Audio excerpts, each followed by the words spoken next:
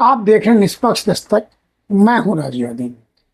देश 78वां स्वतंत्रता दिवस मना चुका है, लेकिन आज भी भारत देश वंशवादी राजनीति के दंश से मुक्त नहीं हो पा रहा है। देश वंशवादी राजनीति का दंश आजादी के बाद से ही भोग रहा है, जिसका नुकसान देश की जनता को आए दिन उठाना पड़ता है।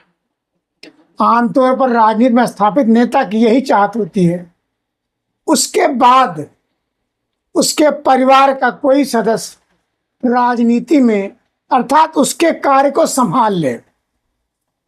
उसकी चाहत होती है उसकी बेटा, बहू, बेटी, पोता, पोती को विरासत सौंप कर जाना चाहता है।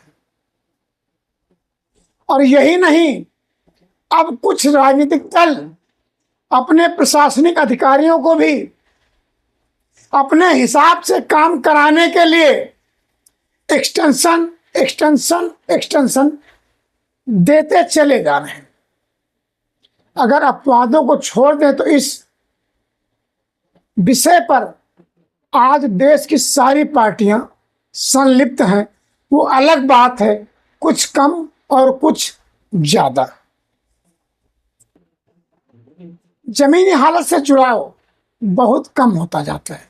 जब वंशवाद की राजनीति चलती है, अपने पैर पसार लेती है, जैसा कि भारत में हो चुका है, तो जिस देश में वंशवाद की राजनीति को बढ़ावा मिलता है, तो जो बड़ा परिवार होता है राजनीति का, जिस परिवार से मुख्यमंत्री, प्रधानमंत्री, मंत्री बनते हैं, उस परिवार से कोई ना कोई सदस्य आगे के लिए दावेदार बन जाता है।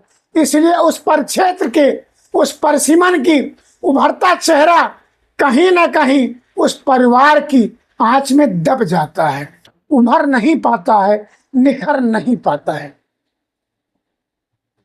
देश में वंशवादी सियासत का लगाम लगाने से लेकर 78वें स्वतंत्रता दिवस पर देश के प्रधानमंत्री मोदी का यह विचार ठीक है कि राजनीतिक पार्टियां आम चुनाव को देश की राजनीति का हिस्सा बनाने की पहल करें।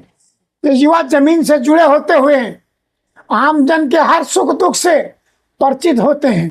ऐसे में राष्ट्र के विकास के लिए गैर राजनीतिक पृष्ठभूमि के युवाओं को देश की सियासत में या देश की सियासत से जुड़ाव होने की बहुत ही आवश्यकता है। जब तक ये नहीं जुड़ेंगे, सियासत का विकास उतना नहीं हो सकता जितना होना चाहिए। भारत की राजनीति में लंबे समय से वंशवाद हावी है। राष्ट्रीय पार्टी से लेकर क्षेत्रीय दल में वंशवाद समय समय के साथ मजबूत हुआ है। उत्तर से लेकर दक्षिण भारत तक अब यह अपवाद नहीं है, बल्कि एक मानक बन गया है। एक लोकतांत्रिक देश की राजनीतिक व्यवस्था में विरासत की राजनीति का वर्चस्व देश और समाज को किस तरह से गंभीर रूप से प्रभावित करता है, ये एक विचार का विषय है और बहुत ही विचारणीय विषय है। जब तक इस पर विचार नहीं होगा, तब तक स्थिति स्पष्ट नहीं हो पाएगी। आज ये भारत की राजनीति में अपवाद बन गया है। आसानी से आम मतदाता कह देता है कांग्रेस पार्टी तो गांधी परिवार की इच्छा से चलती है, इसमें गलत क्या है। ऐसे ही करुणानिधि परिवार, शरद पवार परिवार, मुलायम सिंह यादव परिवार, लालू यादव परिवार अपनी पार्टी जैसे चाहें वैसे चलाते हैं। उनमें कोई विवाद या विरोध नहीं होता है। उस पर भला किसी से चर्चा का क्या लाभ है। वहीं जो राष्ट्रीय पार्टियां हैं, जैसे भाजपा की बात करें तो यहाँ भाई भाजपा दूसरे दल पर परिवारवाद का आरोप तो लगाती है, लेकिन उसके यहाँ भी परिवारवाद ही हावी है। जैसे राजनाथ सिंह सेंट्रल में मंत्री हैं, उनका बेटा स्टेट में विधायक है। कल्याण सिंह मंत्री, मुख्यमंत्री, राज्यपाल है, उनका बेटा ही नहीं, पोता तक उनके जीते जी राजनीति में सक्रिय रहा। ये भी तो एक परिवारवाद है। एक भ्रष्टाचार और दूसरा वंशवाद, कहा जाए तो कहीं ना कहीं एक दूसरे के पूरक साबित हो जाते हैं। ऐसे में यह कल्पना करना बड़ा मुश्किल हो जाता है कि क्या होगा। भारतीय जनता पार्टी में भी वंशवादी नेताओं का पारंपरिक तौर पर राजनीति करने का जुमला बड़ा लंबा है, परिवार बड़ा लंबा है, वर्ग बड़ा बाहरी है।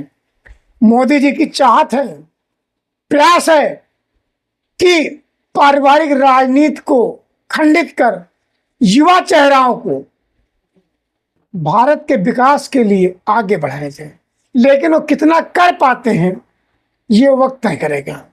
जाहिर है 1 लाख नौजवान अगर राजनीति में आएंगे तो उन सभी जमे जमाए चेहरों को, वंशवादी राजनीति करने वालों को बड़ी मुसीबत से सामना करना होगा। लेकिन नरेंद्र मोदी तो ऐसे ही राजनीति के लिए जाने जाते हैं।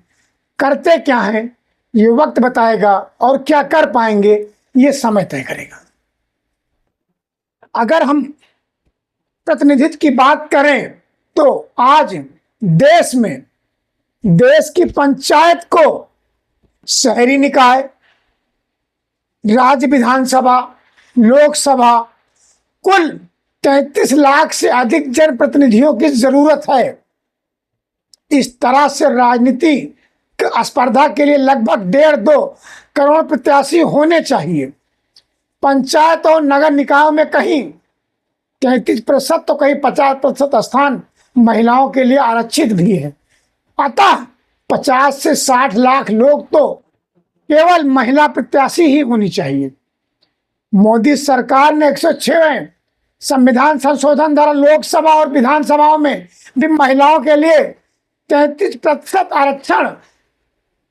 आरक्षित कर दिया है, जो संभवतः उम्मीद है कि 2029 से लागू हो जाएगा। समय तय करेगा 29 में क्या होगा।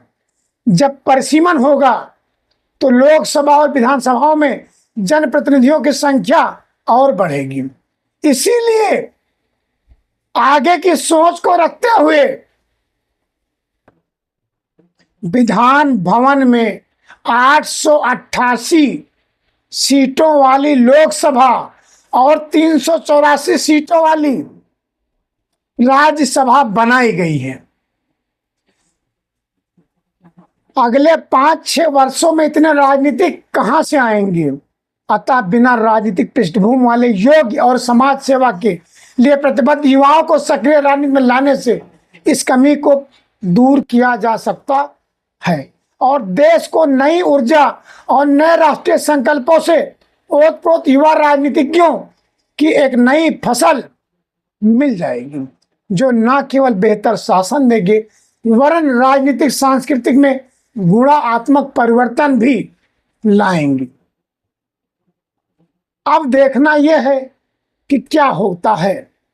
हम आपको बताते हैं वंशवादी राजनीति के दूसरे नुकसान क्या होते हैं।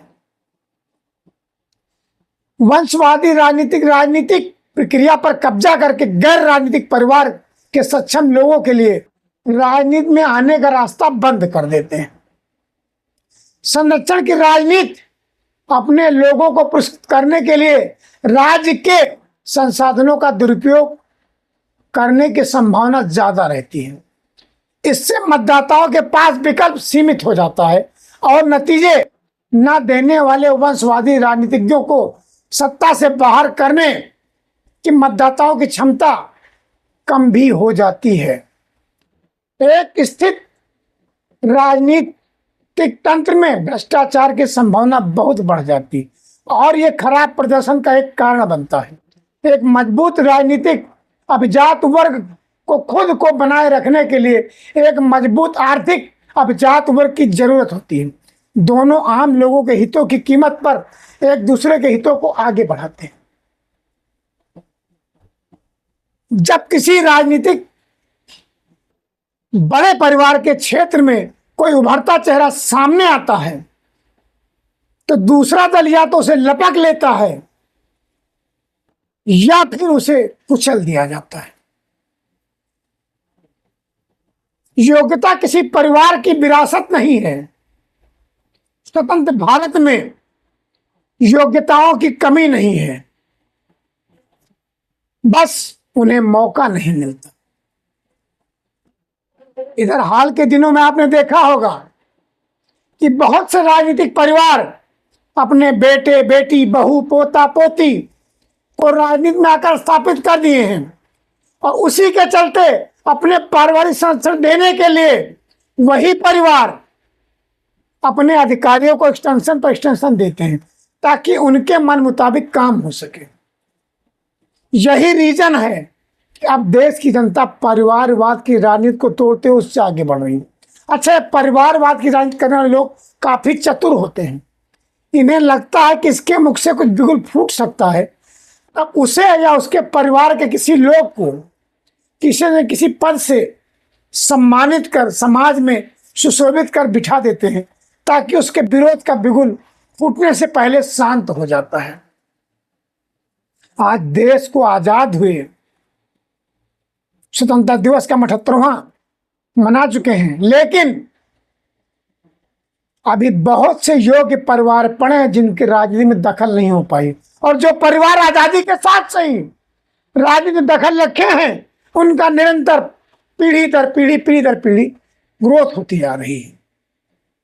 इसलिए इस स्वतंत्रता दिवस पर और आजाद भारत के आजाद नागरिकों के लिए ये दल शिक्षा से कहीं ना कहीं वंचित भी रखना चाहते। इसलिए पढ़ें, लिखें और आगे बढ़ें, अपने अधिकार को समझें, संविधान में दिए गए अधिकारों को समझें, अपने दायित्वों को निभाएं और आगे बढ़ें। देश हित में सर्वहित है। बाकी की खबरों के लिए आप निरंतर देखते रहिए निष्पक्ष दस्तक। अगर आपको मेरे कमेंट्स, मेरे सुझाव, मेरे विचार अच्छे लगे हुए हों तो मेरे चैनल को सब्सक्राइब कर कमेंट्स के माध्यम से मेरे मनोबल को बढ़ाने का कार्य कीजिएगा। धन्यवाद।